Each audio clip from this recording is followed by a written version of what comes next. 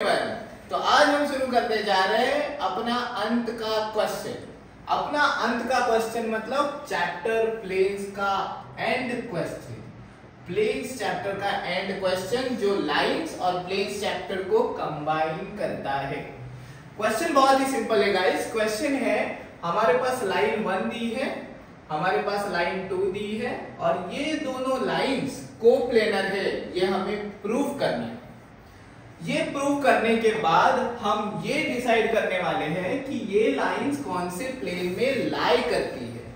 लाई करती है यानी झूठ नहीं बोलती, ये उस प्लेन में रिसाइड करती है। For example if I have this plane, इस प्लेन पे ये लाइन 1 लाई कर रही है और लाइन 2 लाई कर रही है, तो मुझे इस प्लेन को आइडेंटिफाई करना है और इस प्लेन की इक्वेशन निकालनी है। बट उसके पहले मुझे क्या करना है, ये डिसाइड करना है कि हाँ ये दो लाइंस जो है ये एक प्लेन में लाई करती है। How can I do that? देखो बड़ा ही सिंपल सा क्वेश्चन है। ये लाइन 1 है, इस लाइन 1 के लिए मैं इसे A1 बार बोल दूंगा, तो ये मेरा A1 बार हो गया। और ये line parallel to vector B1 bar होता है, तो ये मेरा B1 बार हो गया।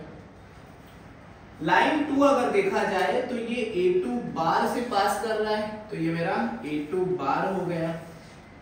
और ये लाइन 2 मेरे वेक्टर B2 बार को पैरेलल है, तो ये B2 बार को पैरेलल हो गया। Now imagine if the lines are not in the same plane, what will happen? So for that I have got 3 planes. Let us say कि ये दो लाइंस एक प्लेन में नहीं है, तो होगा क्या, ये बाहर के प्लेन में कहीं तो रहेगा। If two lines are not in the same plane, what is going to happen? एक लाइन एक प्लेन में रहेगी, एक लाइन दूसरे प्लेन में रहेगी। उन दोनों लाइन में से एक प्लेन जा नहीं पाएगा और उसको एक पर्टिकुलर किस्म की हाइट मिल जाएगी। अगर किसी वेक्टर को हाइट मिल जाती है तो वो 3 वेक्टर मिलके एक पैरेललोपिपेड बना देते हैं। और पैरेललोपिपेड के वॉल्यूम का फॉर्मूला सभी को पता है, बॉक्स प्रोडक्ट।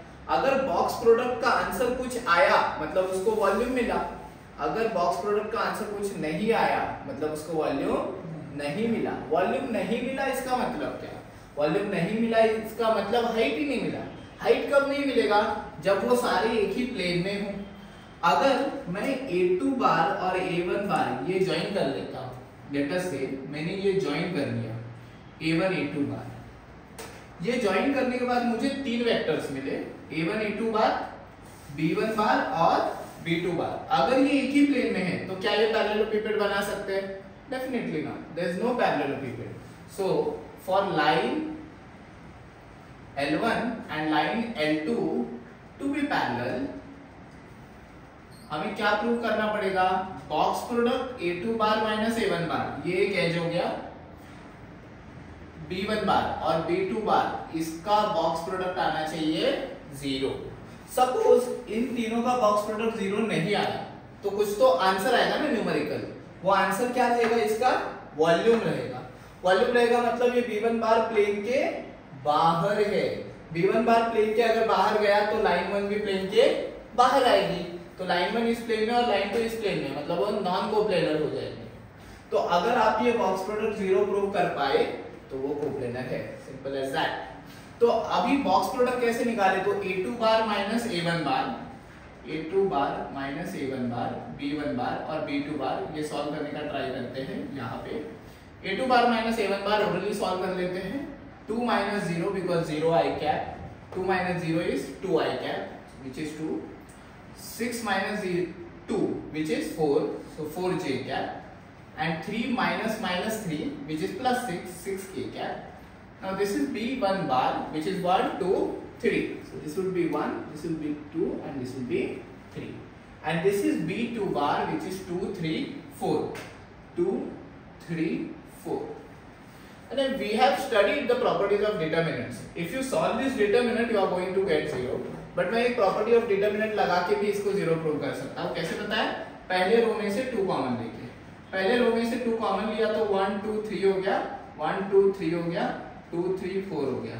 और जैसे ही 2 रोज आइडेंटिकल हो जाते हैं मेरा डिटरमिनेंट क्या हो जाता है बेटा? 0 हो जाता है। सपोज आपको ये प्रॉपर्टी के साथ आप कंफर्टेबल नहीं हो कि मैंने R1 में से 2 कॉमन निकाला और फिर 2 रोज आइडेंटिकल लिखा है और फिर बोला कि 0 है, इट्स टोटली ओके। आप क्या कर सकते हो, ये डिटर्मिनेंट इज्जत में पूरा सॉल्व करो, फिर भी आंसर 0 ही आने वाला है। If a2 bar minus a1 bar b1 bar b2 बार का डिटर्मिनेंट यानी बॉक्स प्रोडक्ट 0 आता है तो लाइन L1 L2 क्या हो जाती है, coplanar. As a2 bar minus a1 bar b1 bar b2 bar equal to 0, therefore lines L1 and L2 are parallel। अब हमें ये तो पैरेलल नहीं, sorry, therefore lines L1 and L2 are coplanar। इसका मतलब क्या, लाइंस L1 and L2 दोनों ही एक ही प्लेन में लाई कर रहे हैं। अभी अगला क्वेश्चन क्या है, हमको डिसाइड करना है कि वो प्लेन का इक्वेशन क्या है। अब प्लेन का इक्वेशन निकालने के लिए हमको क्या क्या चीजों की जरूरत होती है, हमको एक पॉइंट चाहिए और एक नॉर्मल चाहिए। तो हमको वो नॉर्मल कैसे मिल सकता है, अगर मैं b1 बार को ध्यान से देखूं, b2 बार को ध्यान से देखूं और उनका निकालूं क्रॉस प्रोडक्ट, तो एक बाहर जाने वाला थंब वेक्टर मिल रहा है, ये थंब वेक्टर क्या हो जाएगा, n bar. So that is it, मेरा n बार क्या आएगा, b1 बार क्रॉस b2 बार, तो ये आएगा i j k, और मेरा b1 बार क्या था 1 2 3, तो ये आ गया 1 2 3, और मेरा b2 बार क्या आ गया 2 3 4, तो ये आ गया 2 3 4। I just have to calculate this, 2 into 4 8 minus 9 which will be minus I cap, 1 into 4 4 minus 6 minus 2 plus 2 j cap, k 3 minus 4 minus k cap। एक बार वापस चेक कर लेते हैं, 2 into 4 8 minus 9 minus 1, 1 into 4 minus 6 minus 2 plus 2, k 3 minus 4 minus 1, तो ये आ गया आपका n बार। अब आपके सामने एक सवाल रहेगा, सब पासिंग पॉइंट a1 बार लो कि a2 बार, कोई भी लो आंसर सेम ही आएगा। सो मैं a1 बार लेने वाला हूँ। सो इक्वेशन या फिर rather vector equation of plane is, so vector equation of plane क्या आएगा, r bar dot a1 bar is equal to a1 bar dot n bar. सब लोग पीछे आंसर खोल के रखे, सही आया तो अपलोड कर देंगे वरना नहीं अपलोड करेंगे। सो r बार डॉट a1 बार, a1 बार क्या है 2j cap minus 3k cap, सो ये आएगा 2j cap minus 3k cap, और this is sorry r bar dot n bar equal to a1 bar dot n bar, तो ये आएगा r bar dot minus i cap plus 2j cap minus k cap. a1 bar की जगह आप a2 बार भी ले सकते हो, तो आप a2 ले लो या a1 ले लो, आंसर तो सेम ही आना है, मैं a1 ले रहा हूँ। सो ये आ जाएगा 2j cap minus 3k cap, और डॉट n बार कितना है minus i cap plus 2j cap minus k cap. So this would be r bar dot minus I cap plus 2j cap minus k cap, so 0 into minus 1 1, 2 into 2 4, and minus 3 into minus 1 plus 3, so the answer is r bar dot minus I cap plus 2j cap minus k cap equal to plus 7, which is the vector equation of the plane. Now suppose they ask you the Cartesian equation of the plane, you will just substitute r bar की जगह xi yj zk, so xi cap yj cap plus zk cap dot minus I cap plus 2j cap minus k cap equal to 7, so this will be minus x plus 2y minus z equal to 7, which will be your Cartesian equation of the plane। तो बहुत ही very very very very important question है, because इस question को use करके हम line sector और plane sector दोनों को ही कंबाइन कर देते हैं। हम कोप्लेनैरिटी कंडीशन चेक कर लेते हैं, जहां पे हम box product of a2 bar minus a1 bar b1 bar b2 बार 0 दिखाते हैं, मतलब पैरेललोपिपेड फॉर्म नहीं हो रहा है, उसका वैल्यू 0 है। एक चीज याद रखना, तीन वेक्टर्स का अगर बॉक्स प्रोडक्ट 0 आ रहा है, इसका मतलब क्या, वो तीनों वेक्टर क्या है, कोप्लेनर। कॉमन सेंस है ना, तीन वेक्टर अगर एक ही प्लेन में है तो पैरेललोपिपेड बनाएंगे नहीं, एक वेक्टर भी बाहर गया तो पैरेललोपिपेड बन जाएगा। So that is the very idea.